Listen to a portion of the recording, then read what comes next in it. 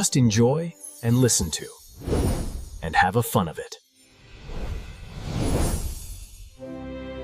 안녕하세요. 저스트 F1 스토리 라디오 스테이션입니다. 네, 금융과 역사 이야기를 좋아하는 덱스터입니다. 안녕하세요. 사람과 세상 이야기에 귀 기울이는 클레오입니다. 만나서 반갑습니다. 자, 지금 경주에서는 2025 에이펙 정상회의 주간 행사가 한창인데요. 네, 맞아요.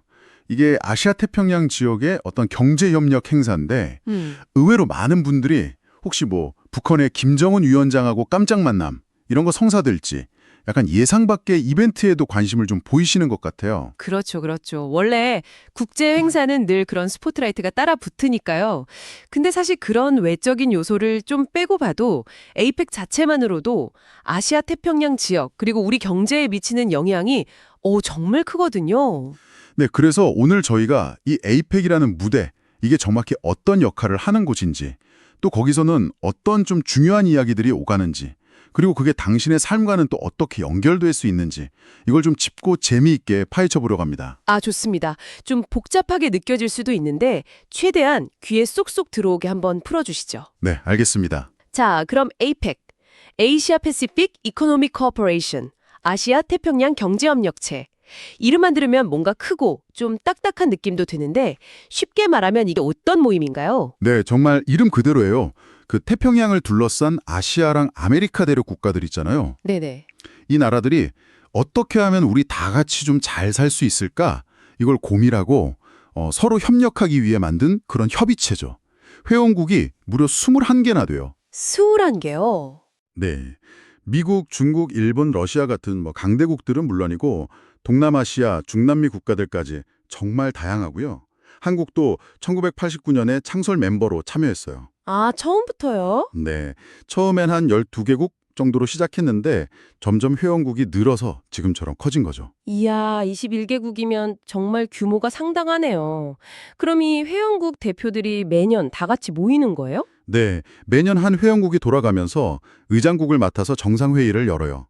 약간 올림픽처럼요. 아하. 근데 정상들이 갑자기 딱 모여서 자, 이제 우리 뭘 해볼까? 이렇게 시작하는 건 아니고요. 그 전에 각국 고위관리들, 그러니까 좀 높은 공무원들이 여러 번 만나서 실무적인 논의를 충분히 해요. 아, 미리 준비를 하는군요. 그렇죠. 이걸 SOM, 우리말로는 고위관리회의라고 부르는데요. 여기서 어느 정도 조율된 내용을 바탕으로 정상회의에서 최종 방향을 딱 결정하고 공동선언문 같은 걸 발표하는 방식으로 운영됩니다. 뭐랄까, 잘 짜인 연간 프로젝트 같은 느낌이죠. 그렇군요. 체계적이네요. 그럼 이렇게 모여서 주로 어떤 이야기들을 나누게 되나요? 경제협력이라는 큰 틀은 알겠는데 좀 더 구체적인 의제들이 궁금해요. 가장 핵심 목표는 역시 경제 성장과 번영 이거예요.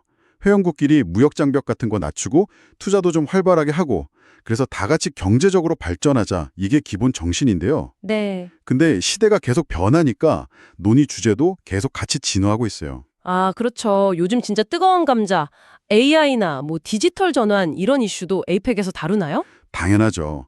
올해 한국에서 열리는 회의에서는 특히 AI 협력하고 인구구조 변화 대응 이걸 중요하게 다룬다고 해요. 아, 인구 문제까지요? 네. 고령화나 저출산 같은 문제가 이제 특정 국가만의 문제가 아니라 이 지역 전체의 고민거리가 된 거죠. 여기에 디지털 전환은 빼놓을 수 없는 단골 메뉴고요. 디지털 장관 회의에서는 모두의 번영과 지속 가능한 성장을 위한 디지털 AI 전환 이런 큰 주제 아래서요. 혁신, 연결, 안전 이 세 가지 키워드를 중심으로 구체적인 협력 방안을 찾는다고 합니다. 혁신, 연결, 안전. 네, 어떻게 하면 이 디지털 기술의 혜택을 모두가 누리고 더 안전하게 연결될 수 있을까? 이런 고민들이죠. 작년 페루 리마 회의 때는 그럼 어떤 이야기가 중심이었나요? 그때는 팬데믹 이후니까 경제 회복이 중요했을 것 같은데요. 어우, 정확해요. 작년에는 경제적 취약성 해결, 이게 핵심이었어요. 팬데믹 이후의 경제 회복 과정에서 나타나는 불균형 문제라던가 아니면 러시아 우크라이나 전쟁처럼 지정학적 긴장이 막 높아지는 불안정한 상황 속에서 어떻게 하면 경제의 회복력을 키우고 다시 성장 동력을 만들 수 있을까? 여기에 대한 논의가 아주 활발했죠. 그래서 회복과 성장, 이 메시지를 좀 밖으로 강조하자. 여기에 회원국들이 다 공감대를 이뤘어요. 아, 듣다 보니까 에이펙도 진짜 시대 변화에 따라서 계속 진화해 왔다는 느낌이 드네요. 처음 생겼을 때부터 AI나 뭐 지속 가능성 이런 걸 얘기하진 않았을 거 아니에요? 맞아요. 초창기 에이펙은 훨씬 더 고전적인 목표, 그러니까 무역과 투자의 자유화, 여기에 집중했어요. 1994년에 인도네시아 보고르에서 열린 정상회의에서 채택된 보고르 목표, 이게 아주 상징적인데요. 보고로 목표요? 네, 그때 목표가 뭐였냐면 선진국은 2010년까지, 개발도상국은 2020년까지 이 아시아 태평양 지역 안에 있는 모든 무역이랑 투자 장벽을 없애자는 거였어요. 와, 모든 장벽을 진짜 야심찬데요? 그렇죠. 정말 대담한 목표였죠. 뭐 현실적으로 100%다 달성했다 이렇게 보긴 좀 어렵지만 그래도 그 목표를 향해 가면서 이 지역 내 교역이나 투자가 엄청 늘어난 건 사실이에요. 아, 성과가 있었군요. 네. 그리고 이 보고로 목표를 그럼 어떻게 구체적으로 실현할 거냐 그 행동 지침을 담은 게 바로 다음에 1995년 일본 오사카에서 채택된 오사카 행동 강령, 오사카 액션 에젠다고요. 이 두 가지가 초기 에이펙의 로드맵 역할을 한 셈이죠. 근데 그 목표 시한이었던 2020년이 다가오면서 뭔가 새로운 비전이 필요했겠네요, 그럼. 그렇죠. 그래서 2020년에 푸트라자야 비전 2040이라는 새로운 청사진을 내놨습니다. 이게 2040년까지 개방적이고 역동적이며 회복력 있고 평화로운 아시아 태평양 공동체를 만들자는 건데요. 여기서 좀 주목할 점은 단순히 경제 성장 이거만이 아니라 회복력, 평화 이런 가치들이 강조됐다는 거예요. 아, 그러니까 단순히 막 경제 규모만 키우는 그런 양적 성장을 넘어서 뭐 위기에도 좀 강하고 회복력, 또 구성원 모두가 혜택을 누리고 포용성, 환경도 생각하는 지속 가능성, 그런 쪽으로 질적 성장으로 방향을 틀었다 이렇게 볼 수 있겠네요. 오, 정확히 보셨어요. 네, 푸트라자야 비전이 바로 그런 질적 성장을 향한 에이펙의 의지를 담고 있다고 보시면 돼요. 그리고 이걸 그럼 어떻게 실천할 거냐? 거기에 대한 구체적인 액션 플랜이 바로 아우테아로와 행동 계획입니다. 아오테아로아, 이름이 좀 특이한데요? 네, 좀 생소하죠? 이게 2021년에 뉴질랜드가 의장국일 때 채택됐는데 뉴질랜드 원주민인 마오리족 언어로 뉴질랜드를 뜻한다고 해요. 아하. 그리고 이 계획은 10년 뒤인 2031년에 중간 점검도 하기로 했어요. 계획대로 잘 되고 있나 한번 확인하겠다는 거죠. 자, 그럼 이제 현재로 돌아와서 올해 경주에서 열리는 에이펙 정상회의 이야기 좀 해볼까요? 아무래도 한국에서 열리니까 기대도 클 것 같습니다. 네, 기대가 정말 크죠. 특히 개최 도시인 경주 입장에서는 이 신라 천년 고도의 역사와 문화를 전 세계에 알리고 동시에 또 첨단 산업과의 조화 이런 걸 보여주면서 도시 브랜드를 확 끌어올릴 수 있는 절호의 기회로 보고 있어요. 그렇죠. 그냥 단순한 국제회의 유치 이걸 넘어서서 글로벌 도시로 도약하는 발판으로 삼으려는 의지가 아주 강합니다. 경제적인 효과도 상당하겠죠. 정상들뿐만 아니라 뭐 각국 대표단, 기업인, 기자단까지 엄청 많은 사람들이 올 텐데요. 맞습니다. 전체적인 경제 파급 효과가 약 7조 4천억 원에 달할 거라는 분석도 있어요. 7조요? 네. 이게 단순히 행사 기간 동안에 뭐 관광, 숙박, 그리고 MIC 산업 활성화 이런 직접적인 효과 이것만 한 3조 3천억 원 정도로 본대요. 뿐만 아니라 한국이라는 국가 브랜드 가치가 올라가거나 외국인 투자 유치가 늘어나는 그런 중장기적인 효과 이게 한 4조 원 정도까지 다 고려한 수치예요. 아, MIC 산업? 그 회의나 포상관광, 컨벤션, 전시회 이런 거 말씀하시는 거죠? 네, 맞아요. 부가가치가 아주 높은 산업이죠. 경주 지역 경제만 봐도 약 9,700억 원의 생산 유발 효과랑 한 7천여 명 정도 고용 창출 효과가 기대된다고 하니까 지역사회에도 정말 큰 활력소가 될 거예요. 야, 7조 4천억 원 정말 어마어마하네요. 근데 에이펙 기간 중에 열리는 뭐 부대 행사라든지 아니면 개별 국가들끼리 따로 만나는 거 있잖아요. 특히 뭐 미중 정상회담 같은 거요. 이것도 중요하지 않나요? 아주 중요한 포인트예요. 에이펙이라는 이런 다자회의 무대 자체도 물론 중요하지만 이 기회를 활용해서 열리는 양자 정상회담들 이게 또 다른 관전 포인트죠. 그렇죠. 예를 들어서 미국하고 중국 정상이 만나서 어떤 합의를 딱 하느냐에 따라서 글로벌 반도체 공급망이라던가 전기차 보조금 문제 같은 핵심 산업의 판도가 확 바뀔 수도 있거든요. 헉, 또 미중 갈등이나 우크라이나 전쟁 같은 지정학적 현안에 대해서 두 나라가 어떤 입장인지 확인하는 자리가 될 수도 있고요. 이런 회담 결과는 우리 기업들의 경영 환경에도 직접적인 영향을 미치기 때문에 기업들은 정말 촉각을 곤두세우고 지켜봐야 할 부분입니다. 에이펙에 참여하는 주체들을 보면 아무래도 각국 정상이랑 정부 관료들이 핵심인 것 같은데 기업인들의 역할도 혹시 있나요? 네, 아주 중요한 역할을 합니다. 에이펙에는 좀 독특한 조직이 하나 있는데요. 에이펙 기업인 자문위원회라고, 영어로는 ABAC라고 불러요. ABAC? 네, 1995년에 만들어졌는데 각 회원국 정상이 임명한 기업인 대표들로 구성돼요. 이분들이 매년 한 4번 정도 모여서 회의를 하고 에이펙 정상들한테 기업 현장의 목소리를 가감없이 전달하는 그런 정책 자문 역할을 해요. 정상회의 기간에는 정상들하고 직접 만나서 대화하는 세션도 갖고요. 아, 그러니까 정부 정책에 기업의 현실적인 요구 같은 걸 반영하는 통로 역할을 하는 거군요. 기업들 입장에서는 서로 네트워킹할 기회도 되겠는데요? 주요 기업인들이 한자리에 모이는 거니까 비즈니스 정보도 교환하고 새로운 사업 협력 기회를 찾는 그런 네트워킹의 장이기도 하죠.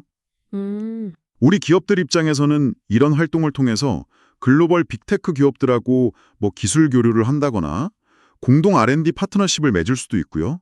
또 새로운 해외 시장 진출의 발판을 마련할 수도 있죠. 그리고 아까 이야기했던 미중 관계 변화 같은 지정학적 리스크 있잖아요. 네. 이런 거에 대비해서 공급망을 좀 다변화한다거나 투자 전략을 다시 점검하는 데 필요한 정보를 얻는 기회로도 활용할 수 있습니다. 그런데 이렇게 각국 정상이랑 기업인들이 모여서 경제 협력을 이야기하는 자리에 대해서 항상 긍정적인 평가만 있는 건 아닐 것 같아요. 좀 비판적인 시각도 있지 않나요? 물론 있습니다.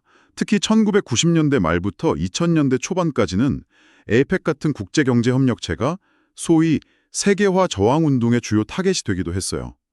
NGO나 시민단체들을 중심으로 비판의 목소리가 꽤 높았죠. 아, 그랬군요. 어떤 점들을 주로 비판했나요? 가장 큰 비판은 그거였어요. 너무 빠른 속도의 세계화가 부작용을 낳는다. 예를 들면 무분별하게 자본 이동을 자유화한 게 1997년 아시아 외환 위기 같은 금융 불안을 가져왔다. 이런 지적이 있었고요. 또 값싼 노동력을 찾아서 기업들이 막 이동하니까 선진국에서는 일자리가 줄고 개발도상국에서는 노동 착취 문제가 생기고 이런 식으로 노동시장 불안을 심화시킨다는 비판도 있었죠. 각국의 고유한 문화가 거대 자본의 영향력 아래서 획일화될 수 있다. 이런 우려도 있었고요. 그래서 세계화의 속도랑 범위를 좀 조절해야 한다. 이런 주장이 힘을 얻기도 했습니다. 환경 문제나 빈부격차 문제에 대한 비판도 있었을 것 같은데요. 맞아요. 경제 성장만 너무 강조하다 보니까 환경 파괴를 가속화하고 또 세계화의 혜택이 일부 부유층이나 다국적 기업에만 집중되면서 빈부격차가 더 심해진다. 이런 비판도 꾸준히 제기돼 왔습니다. 이런 문제들을 제대로 해결하지 못하면서 소수의 엘리트들만 모여서 자기들 이익만 추구하는 거 아니냐. 약간 이런 폐쇄적인 모임이라는 비판적 시각도 있었죠. 최근에는 또 다른 도전 과제들도 많잖아요. 기후변화나 인구 고령화 문제 같은 것들이요. 네, 그렇습니다. 이제는 인구 고령화와 저출산 문제, 점점 더 벌어지는 소득 불평등, 그리고 인류 전체의 생존을 위협하는 기후변화 같은 문제들, 이게 에이펙 회원국 모두가 직면한 아주 심각한 도전 과제로 떠올랐어요. 그렇죠. 그래서 에이펙이 과거의 그 무역 투자 중심 논의에서 좀 벗어나서 이런 새로운 문제들에 대해서도 더 책임감 있게 나서서 공동의 해결책을 찾아야 한다.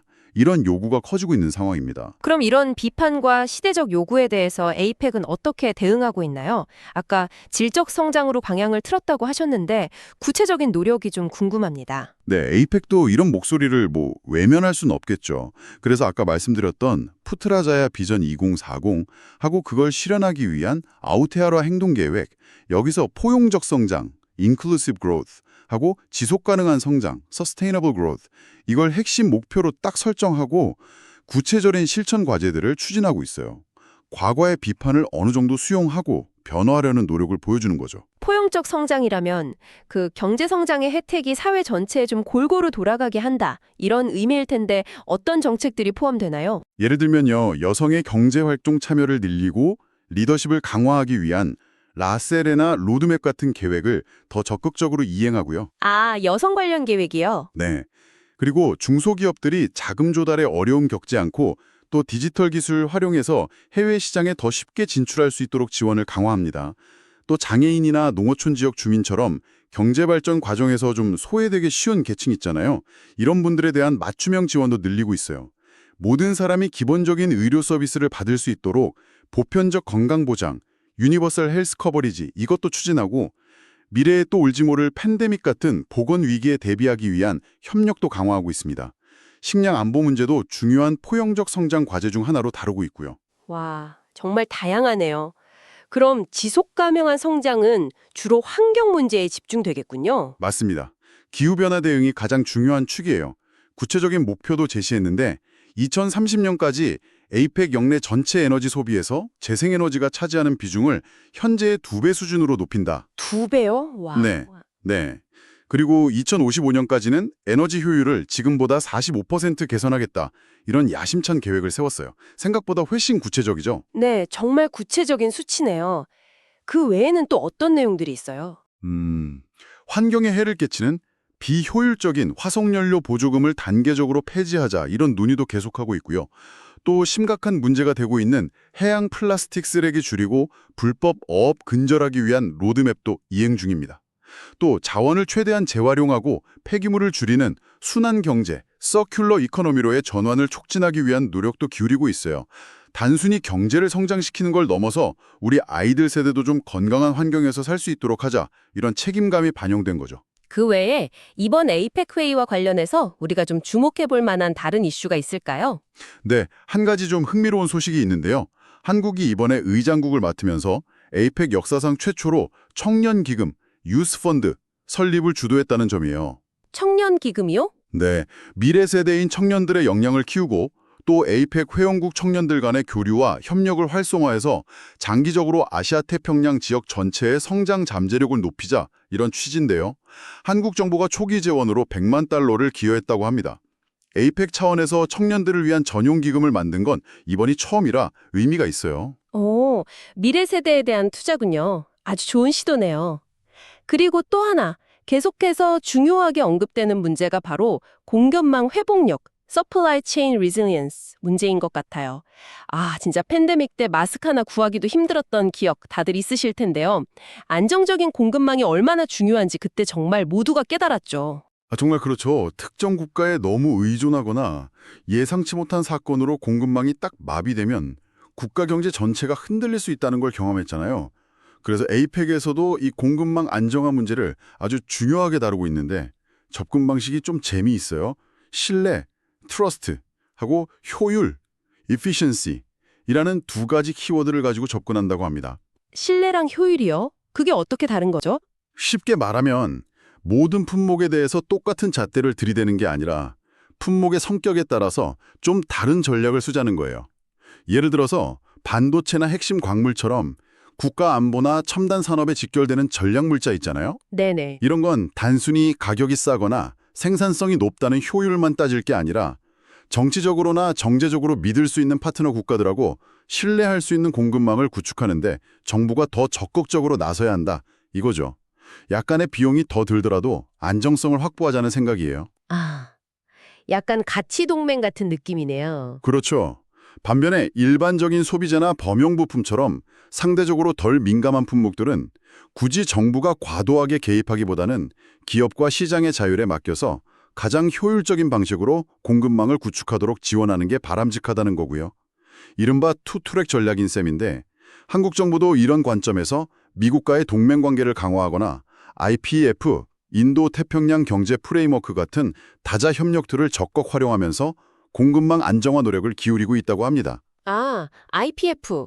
그것도 요즘 뉴스에 많이 나오더라고요. 네, 미국 주도로 만들어진 경제협력 구상인데 무역, 공급망, 청정경제, 공정경제 이렇게 4가지 분야에서 회원국 간 협력을 강화하는 것을 목표로 하고 있어요. 와, 오늘 에이펙에 대해서 정말 깊이 파고 들어봤네요. 처음에는 그냥 경제협력체라고 해서 무역이나 투자 같은 좀 딱딱한 이야기만 할 줄 알았거든요. 근데 들어보니까 뭐 AI, 디지털 전환, 기후변화, 인구 문제, 청년 교류, 심지어 공급망 전략까지. 와, 정말 우리 사회가 당면한 거의 모든 현안을 다루는 중요한 플랫폼이라는 생각이 듭니다. 맞아요. 그냥 단순히 각국 정상들이 모여서 기념사진 찍고 헤어지는 그런 행사가 아니라 아시아 태평양이라는 이 거대한 지역의 현재를 진단하고 또 미래의 발전 방향을 함께 모색하는 와우, 정말 치열한 논의의 장인 거죠. 그리고 그 과정에서 당신의 삶과 아주 밀접하게 연결된 문제들의 해법을 찾기 위해 다들 머리를 맞대고 있다는 점, 이게 중요해요. 특히 과거의 성장 일변도에서 벗어나서 모두를 위한 성장, 지구를 위한 성장을 고민하는 방향으로 나아가고 있다는 점은 상당히 인상적이었습니다. 네, 오늘 저희가 나눈 이야기들이 에이펙이라는 어쩌면 당신께 조금은 멀고 어렵게 느껴졌을 수도 있는 그 무대를 조금 더 가깝고 친숙하게 느끼는 계기가 되었으면 좋겠습니다. 에이펙 같은 이런 거대 국제기구의 논의가 당장 내 지갑 사정이나 내일 날씨처럼 직접적으로 와닿진 않을 수도 있어요. 하지만 한번 생각해 보세요. 여기서 결정되는 무역 규칙 하나가 당신이 즐겨 찾는 해외 직구 상품의 가격을 바꿀 수도 있고요. 기술 표준에 대한 합의가 당신이 매일 쓰는 스마트폰의 기능을 결정할 수도 있고 또 환경 규제 강화가 결국 당신이 숨쉬는 공기의 질에 영향을 미치게 될 겁니다. 그렇죠. 다 연결되어 있는 거죠. 네. 다음에 에이펙 관련 뉴스를 보게 되신다면 그때 스토리 레이디오 스테이션에서 이런 이야기를 했었지 하고 오늘 저희 대화를 한번 떠올려 보시는 건 어떨까요?